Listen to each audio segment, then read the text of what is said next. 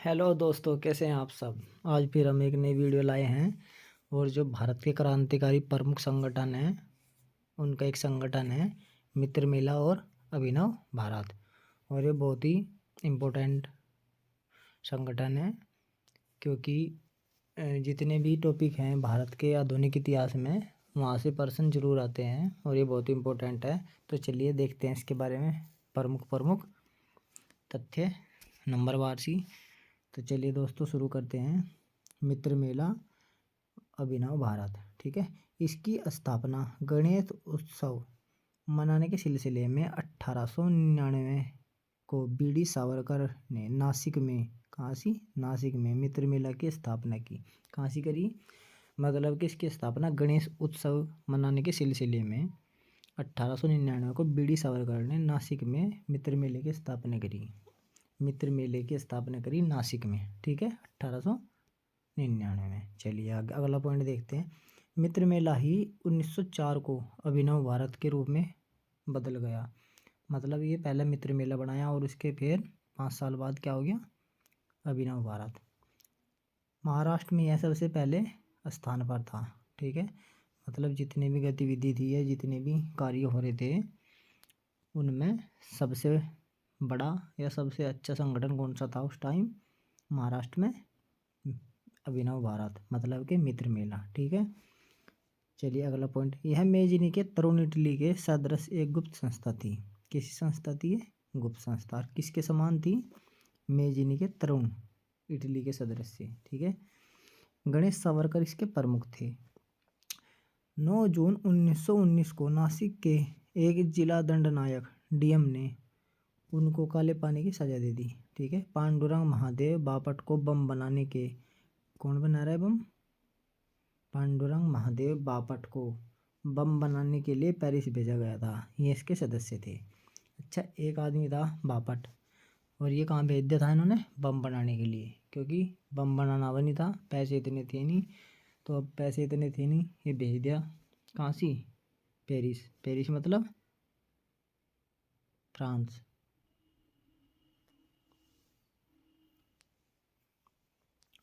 और क्योंकि फ्रांस की राजधानी है थी पेरिस, तो वहाँ भेज दिए बम बनाने के लिए। और इसने फिर बाद में भी मतलब वहाँ से सीख के भारत में फिर सीखा होगा और अपना आप ही बम बनाएंगे और अंग्रेजों के साथ मुकाबला करेंगे, ठीक है। अच्छा, ये इसके सदस्य थे। पूछ लेते हैं कि पांडुरंग महादेव बापट किस संगठन से जुड़े हुए थे, सक्रिय सदस्य थे, ठीक है। चलिए आगे देखते हैं अगले पॉइंट में। 1906 में सावरकर कानून की पढ़ाई के लिए लंदन चले गए, ठीक है। क्योंकि लंदन चले गए थे, अब उसके बाद कौन संभालना था, उसका भाई गणेश सावरकर। सावरकर ने इतावली क्रांतिकारी मेजनी की जीवनी को, अभी ये खास पॉइंट है, मेजनी की जीवनी को मराठी में अनुवाद किया। अभी पूछ लें कौन सी भाषा में अनुवाद किया, मराठी में। किसकी जीवनी का, मेजनी की जीवनी का। मेजनी की किस पुस्तक या कैसी, किस संस्करण या मतलब किस विधा का अनुवाद किया, किसका, जीवनी का किया, आत्मकथा। अच्छा, किसने किया, सावरकर ने किया, ठीक। अगला पॉइंट देखते हैं। बापट ने पेरिस में हेमचंद और मिर्जा अब्बास के साथ रूसियों से बम बनाने की कला सीखी, ठीक है। अब ये दो आदमी ध्यान रखियो, एक तो हेमचंद और दूसरा है मिर्जा अब्बास। इनके साथ क्या करा इसने, बम बनाने की कला सीख ली बापट ने, ठीक है, क्योंकि ये पेरिस भेज दिया था। चलिए, बापट ने एक रूसी पुस्तक, अब इस पुस्तक का भी नाम ध्यान रखियो, ये है पुस्तक बम मैनुअल का अंग्रेजी अनुवाद कर उसकी साइक्लोस्टाइल प्रतियां भारतीय युवकों के प्रशिक्षण के लिए भेजी। अब इसने क्या करा, वहाँ से बापट ने एक रूसी पुस्तक थी बम बनाने की, उसमें पूरा मैनुअल था कि बम कैसे बनाएं, क्या क्या सिस्टम है, सब सारी चीज़ थी उसे। तो उसने क्या करा, उसका अंग्रेजी में अनुवाद करा, ठीक है। क्यों, क्योंकि वह रूस में थी, रूसी भाषा में थी, ठीक है, रशियन में। और उसने उसका अंग्रेजी अनुवाद करके और उसकी प्रतियां कहाँ भेजी, भारत में, जिससे कि भारत के युवा उसे पढ़ें और उसे पढ़ के उनका ट्रेनिंग मिलेगी और फिर में बम बनाने का काम करेंगे और इससे भारत को आज़ाद कराने में सहायता मिलेगी, ठीक है। अगला पॉइंट देखेंगे। तिरुमल आचार्य, ये भी खास है, तिरुमल आचार्य और सुख सागर दत्त को मोरक्को के क्रांतिकारी के साथ काम करने के लिए भेजा। ठीक है, मोरक्को क्रांतिकारियों के साथ काम करने के लिए भेजा। ठीक है, ये याद रखिए नाम। चलिए अगला देख लेते हैं। तिलक ने राष्ट्रीय आंदोलन में बम और आतंकवाद के प्रवेश को, ठीक है याद रखियो, बम और आतंकवाद के प्रवेश को अपनी लेखमाला में जहरीले पेड़ की संज्ञा दी है। किसे? बम और आतंकवाद के प्रवेश को। ठीक है, ये पूछ लेंगे कि किस व्यक्ति ने, ठीक है, अपनी लेखमाला में जहरीले पेड़ की संज्ञा दी है। किसे दी है? बम और आतंकवाद के प्रवेश को स्वतंत्रता आंदोलन में। ठीक है, चलिए अगला देखते हैं पॉइंट। दैनिक मराठी पत्र काल कौन सा है? काल। अब ध्यान रखिए, दैनिक मराठी पत्र है, दैनिक मराठी, दैनिक मतलब जो रोज छपता है, और भाषा कौन सी? मराठी। ठीक है, अच्छा, पत्र का क्या नाम है? काल है। के संपादक प्रांजपे, ठीक है, को गिरफ्तार कर लिया। अब इसके क्या थे? प्रांजपे इसके संपादक थे। ठीक है, जो सब वहाँ छाप रहे थे। ठीक है, और वो लिख रहे थे। तिलक इसकी पैरवी के लिए मुंबई के, अच्छा जब ये पकड़ लिया तो इसकी पैरवी के लिए मुंबई के दारा सरदार गृह होटल में ठहरे हुए थे। ठीक है, सरदार गृह होटल में ठहरे हुए थे। उसको 24 जून 1908 को शाम के समय वहीं से गिरफ्तार कर लिया। ठीक है, अब ये उसकी इंतज़ार कर रहा था, किसका? प्रांजपे का। ठीक है, अब प्रांजपे का जब इंतज़ार कर रहा था तो एक होटल में ठहरा था मुंबई में, उसका नाम क्या था? सरदार गृह। ठीक है, ये सरदार गृह। अब जब शाम होगी तो वहाँ से जो अंग्रेज थे, जो उनकी पुलिस थी, उन्होंने गिरफ्तार कर लिया तिलक जी को। ठीक है, चलिए आगे देखते हैं अगले पॉइंट में। तिलक के वकील जिन्ना थे। ठीक है, अब तिलक के वकील कौन थे? जिन्ना, मतलब के तिलक की तरफ से जो पैरवी कर रहे थे वो जिन्ना थे, परंतु उनकी बात रद्द कर दी गई। तब तिलक स्वयं लड़े। अब क्या हो गया? जिन्ना ने कहा कि इन्हें उस जो मुकदमा चल रहा था उसमें कह रहे थे कि उस पर छोड़ दो, बेल पे। ठीक है, बेल पे छोड़ दो, लेकिन उन्होंने मना कर दिया कि हम इसे नहीं छोड़ रहे हैं। ठीक है, तो फिर क्या करा तिलक ने, बाल गंगाधर तिलक ने अपने आप ही स्वयं लड़ा, क्या? अपना मुकदमा, अभियोग। ठीक है, चलिए अब आगे देखते हैं इसमें पॉइंट। आगे है दो भारतीयों की असहमति। ठीक है, अब केस चल रहा ही था उसका, बाल गंगाधर तिलक का। दो तो भारतीय थे उसमें, ठीक है, और 7 थे यूरोपियन, टोटल 9 हो गए। तो भारत के जो थे उनकी तो असहमति थी।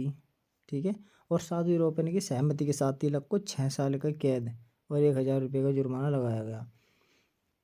अब वे तो कह रहे थे कि नहीं इनकी कोई गलती नहीं है, और जबकि ये जो 7 थे ये यूरोपियन, इन्होंने कह दिया हाँ जिनकी गलती है इन्हें कैद होनी चाहिए। तो तिलक को कितने साल की कैद दी? 6 साल की, और 1000 रुपये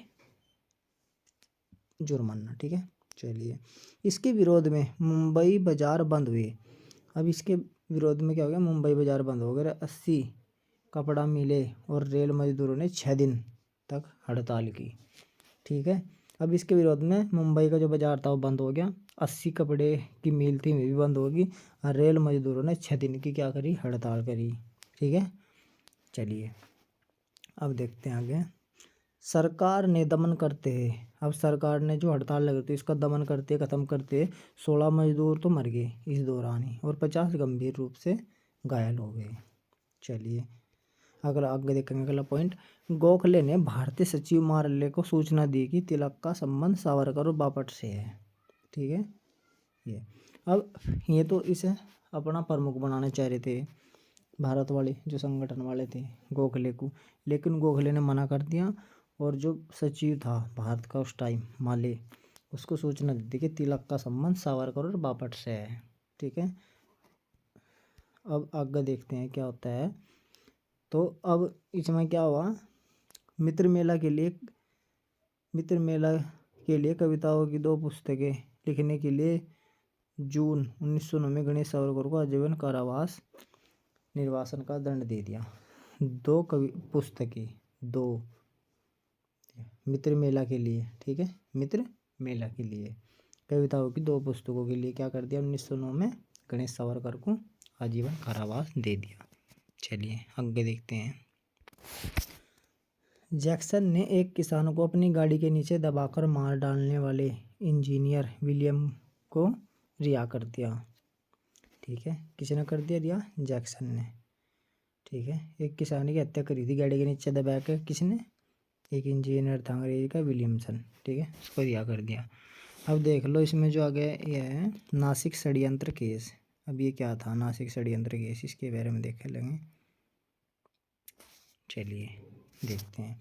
नासिक षड्यंत्र केस 21 दिसंबर 1909 को गणेश सावरकर को सजा देने के कारण, ठीक है याद रखिए 1909 को गणेश सावरकर को सजा देने के कारण नासिक के जिला दंडनायक जैक्सन की हत्या अनंत लक्ष्मण कन्हरे ने गोली मारकर कर दी। ठीक है, अब उसने क्या करा था, किताब लिखी थी 2।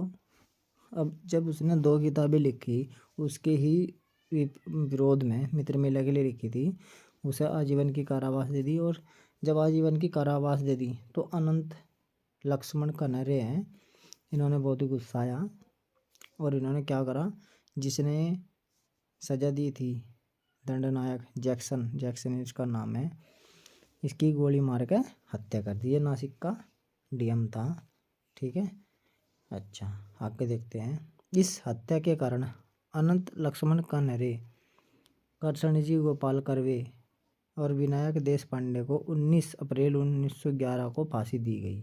ठीक है, अब क्योंकि नासिक में सब चल रहा था मामला तो इसीलिए इसे क्या कहें नासिक षड्यंत्र केस कहते हैं। ठीक है, अब उसकी शायद अनंत लक्ष्मण कन्हरे की शायद 2 और थे, कौन?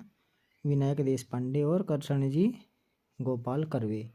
ठीक है, इस केस के कारण सावरकर को ब्रिटेन से गिरफ्तार करके, अब जब ये ऐसा मामला भारत में चल रहा था, क्यों अब उन्होंने पता लगा कि मित्रमेला और अभिनव भारत की जो यह समिति है, ये संगठन है, ये काम कर रहा है, तो उन्होंने क्या करा, फिर इस केस के कारण सावरकर को ब्रिटेन से गिरफ्तार करके भारत लाया गया और 37 और तो टोटल 38 हो गए, एक सावरकर और 37 ही, तो टोटल 38 हो गए लोगों के साथ नासिक षड्यंत्र केस चलाया। ठीक है, नासिक षड्यंत्र केस चलाया और आजीवन कारावास की सज़ा सुनाई। ठीक है दोस्तों, तो अब ये इसकी प्रमुख घटनाएं थी, प्रमुख तथ्य थे। आप इसे कई बार वीडियो को देखें, आपकी समझ में ऐसा आ जाएगा, बहुत ही अच्छी तरीके से आपके दिमाग से नहीं निकलेगा। और इसके यहाँ से महत्वपूर्ण फैक्ट है, इनसे अलग ही शायद मुश्किल आए, इससे संबंधित, इस टॉपिक से संबंधित, इस संगठन से संबंधित बहुत ही अच्छा कंटेंट है, बहुत ही मेहनत करके बनाया गया है और उम्मीद है आपको अच्छा लगेगा। और आप कमेंट में ज़रूर बताएं आपको ये वीडियो कैसी लगी और मेरे चैनल को सब्सक्राइब करें और शेयर करें ज़्यादा से ज़्यादा, जिससे हम और मोटिवेशन मिले और हम और वीडियो बना सकें। तो चलिए दोस्तों, आज बस इतना ही, धन्यवाद।